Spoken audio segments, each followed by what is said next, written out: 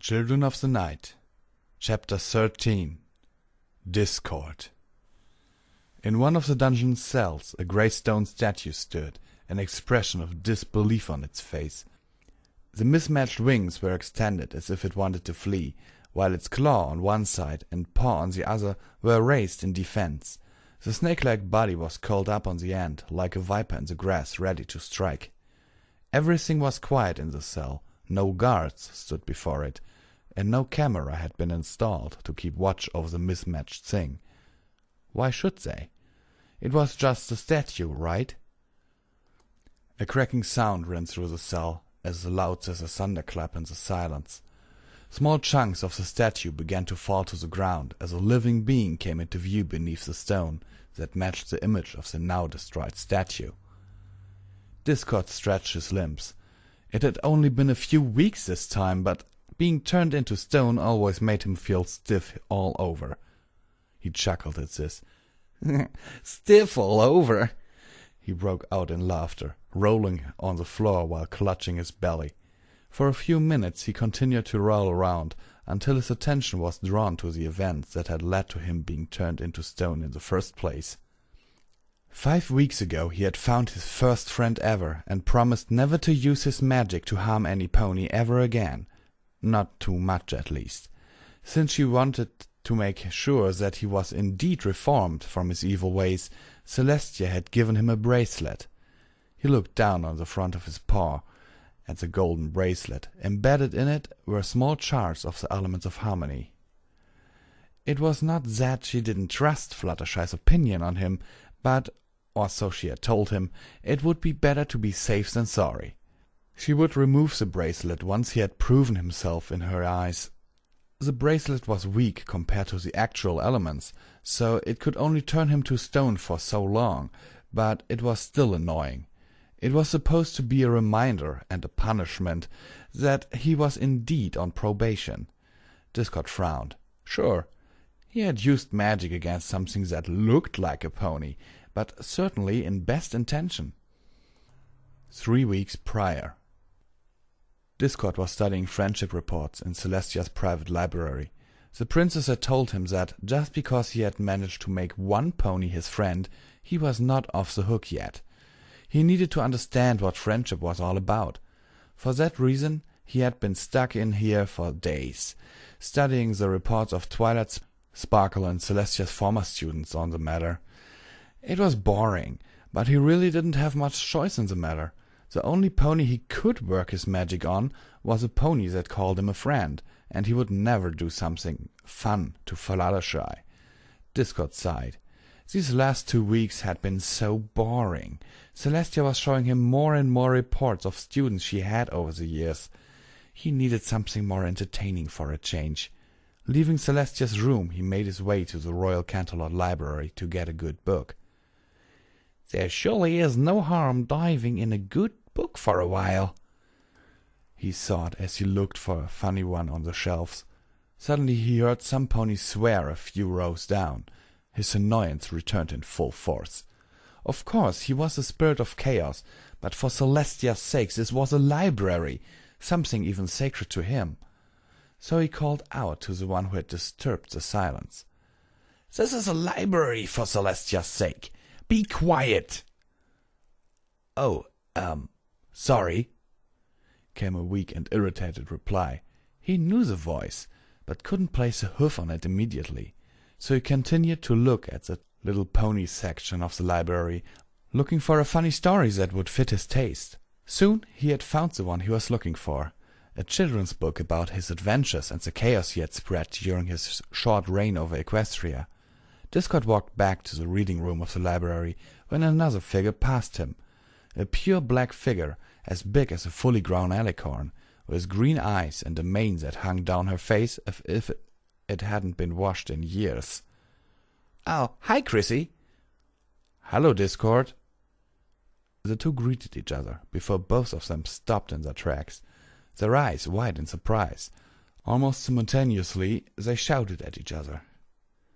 "What in the world are you doing here?" "What, me? You first." "No, you first." Chrysalis shook her head irritably. Stop, said Discord. So what is the spirit of disharmony doing here in my capital? Oh, I beg your pardon, Chrissy, but this is still Celestia and Luna's capital. You'd better get out of here before they discover you again. She sighed. Where in the hay have you been? Equestria fell to my hoofs yesterday. Celestia and Luna are on the run, and I'm now the ruler of Equestria. Discord needed a moment to process what Chrysalis had said. Celestia on the run? That was bad. He had suffered a little under her for the last 2 weeks, and had more than once tried to get his reign over Equestria back from her, but this wasn't good. Especially one point made the usually cheerful Discord look at the changeling queen as if he was ready to rip her apart. What have you done about the elements of harmony? Have you harmed them? Oh, you don't have to worry, Discord.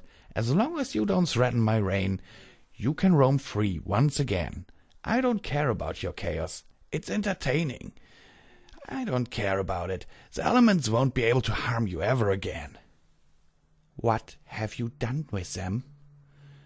Even the sometimes pretty dense Chrysalis now heard the anger in his tone. Without meaning to do it, she took a few steps back. What was going on? She knew Discord.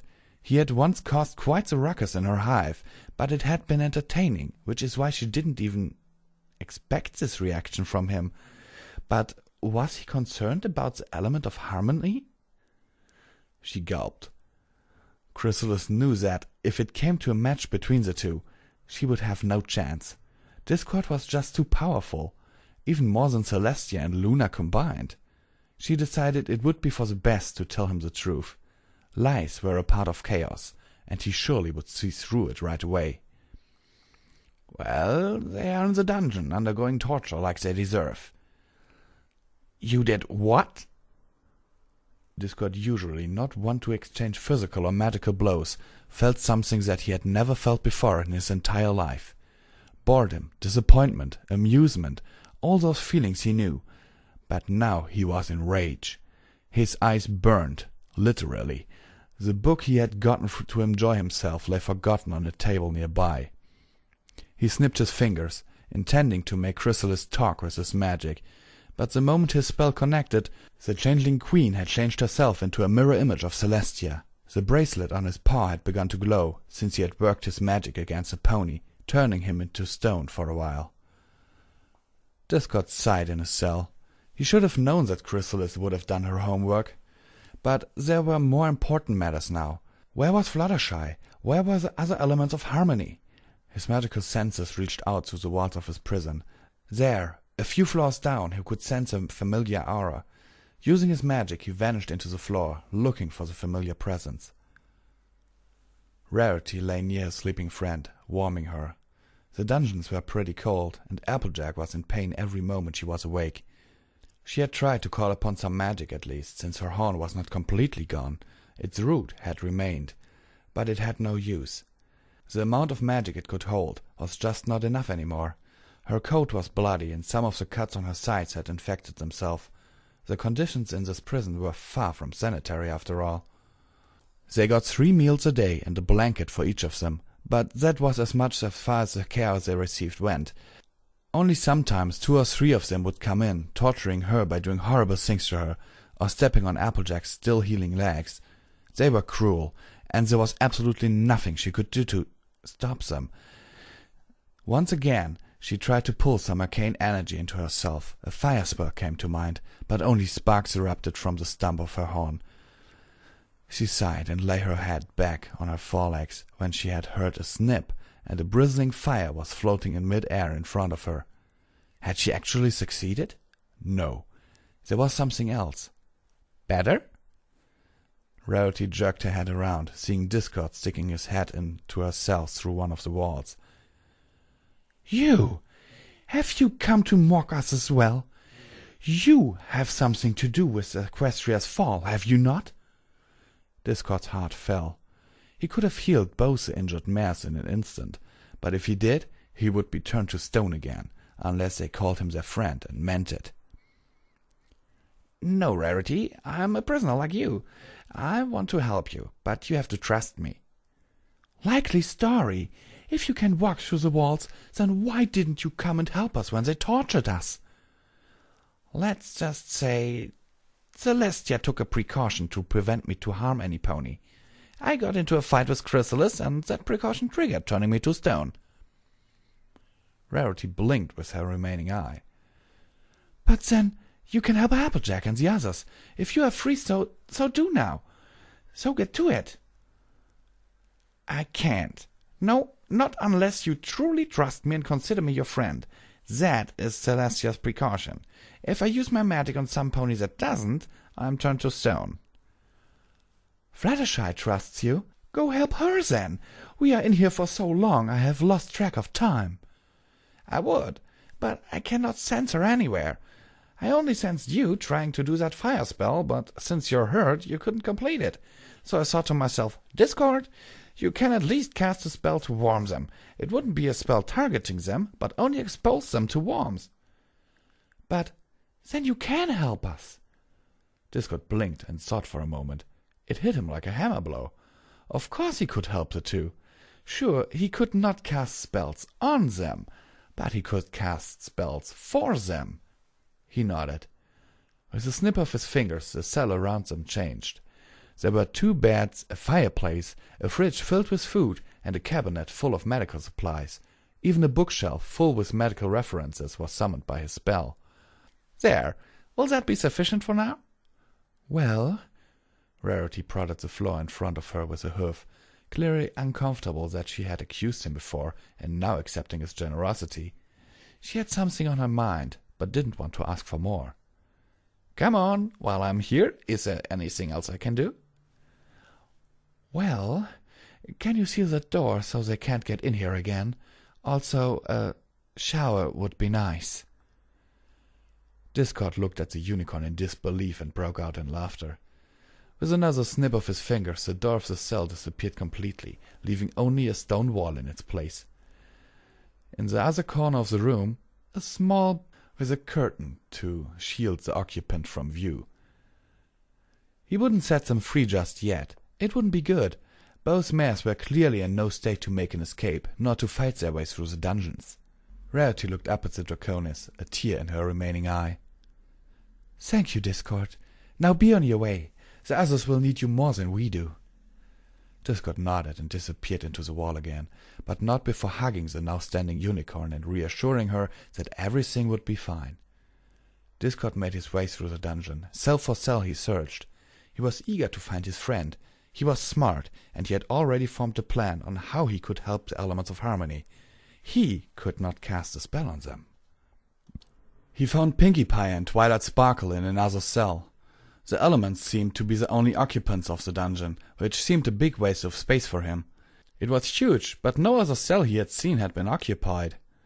After providing the 2 mares with everything they asked for, and also sealing their cell's door, he removed the torture belt from Twilight Sparkle.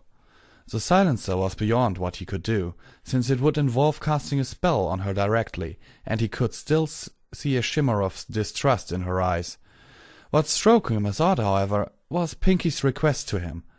She wasn't as bubbly and energetic as usual, but had asked him for weights for training and tramplers of the kind the royal guards wore on their hoofs. He had shrugged and summoned the items for her, even so he hoped that his favorite after Fluttershy would not actually try to find the changelings. After a few more hours of looking into each cell, Discord finally discovered the mare he had been looking for. She lay in the corner of her cell, her coat dirty from dried blood. She was sleeping, obviously. In another corner there was some animals resting on a shallowly blazing sky-blue Pegasus he also knew. From the stink of rot and the dried wings that hang in the corner of the room, he could deduct what must have happened here. For some reason unknown to him, Rainbow Dash had torn off her wings. He shivered at the thought. Both mares looked like it had barely gotten any food, and as he touched the sweating Rainbow Dash, he felt that she had a high fever. He frowned. This was more than cruel. He could have erased the infection from her body in an instant, had it not been for the restraints Celestia had put on him. The noise of him moving around was enough to wake up Fluttershy, who immediately looked up, ready to defend herself. The look Discord saw in her eyes made his heart ache. It was one of some pony who had suffered for a very long time. Now he realized why he hadn't been able to sense her. Her bloodshot eyes rested on him for a moment, and he could see the insanity in her gaze. Fluttershy, his Fluttershy, was still in there somewhere, deep down, but the mare he was looking at right now was not her. She flinched back as he approached her, like a dog that was cornered by a stronger predator. Stay back! I warn you! Fluttershy, I'm so sorry. I'm late. I'm so sorry I couldn't come any sooner.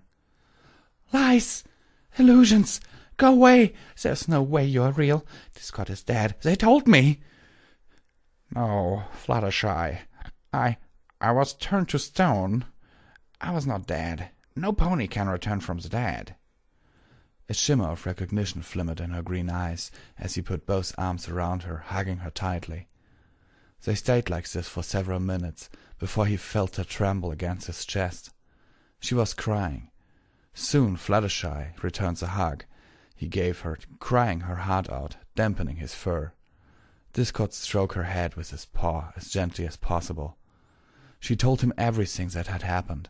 She told him that they had tried to trick her as changelings disguised as her friends.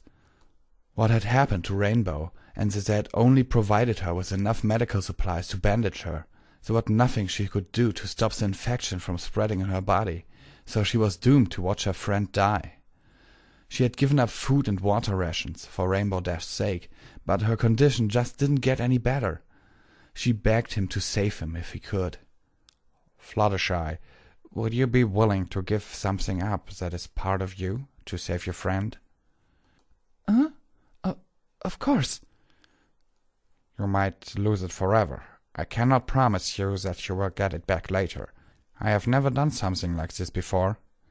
What are you talking about, Discord? He sighed, something he did much more than he liked to admit lately.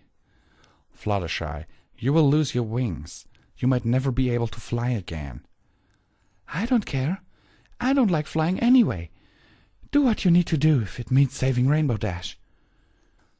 Fluttershy had thought that her friend might give her wings to Rainbow Dash, but that wasn't what happened at all.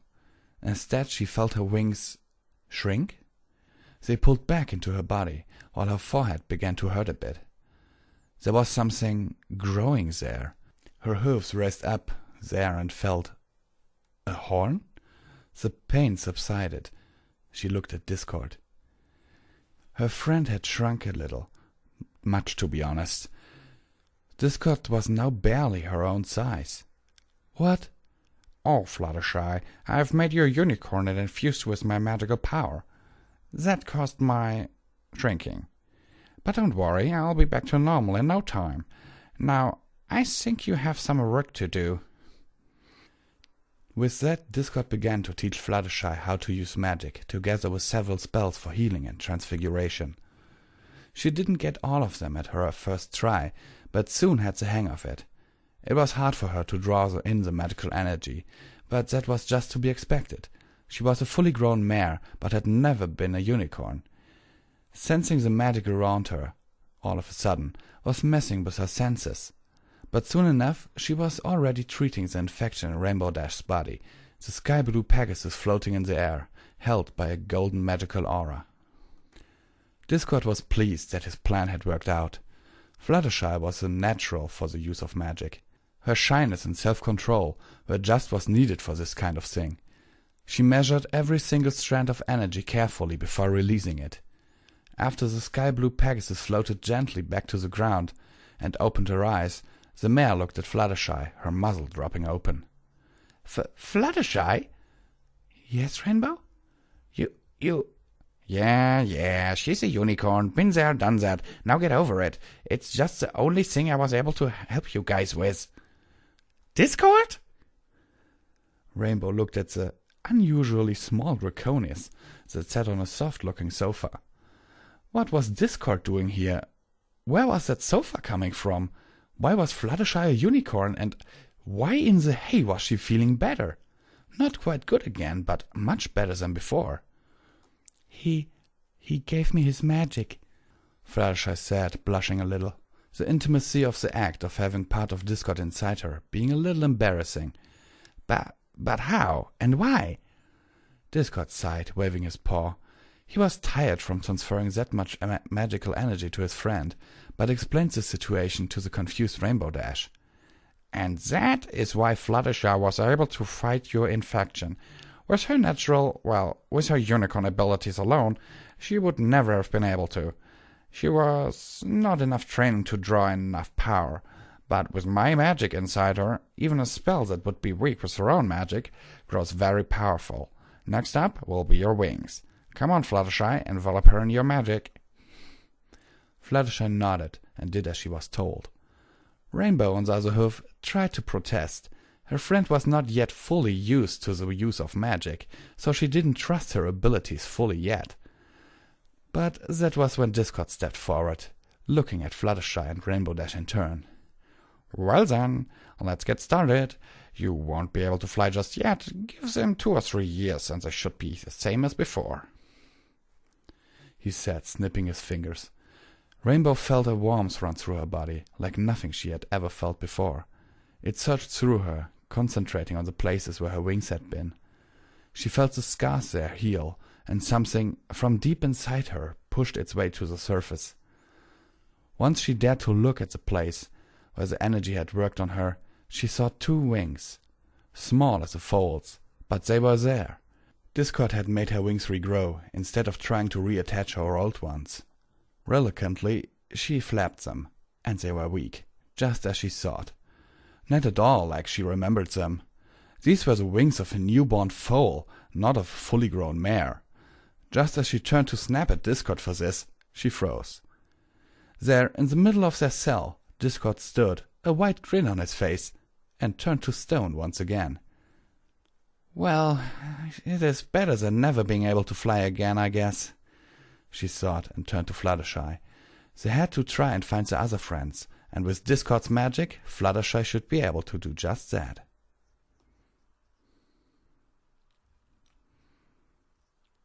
Okay, every pony, this was chapter 13. I'm glad I really recorded this, and of course, on the second half of this recording, while I was eating dinner halfway through, I kind of came up with a better Discord voice. You might recognize the change. Let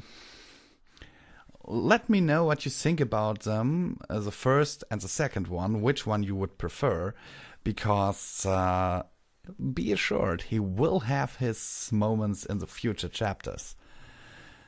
Okay, sincerely yours, Visual Pony.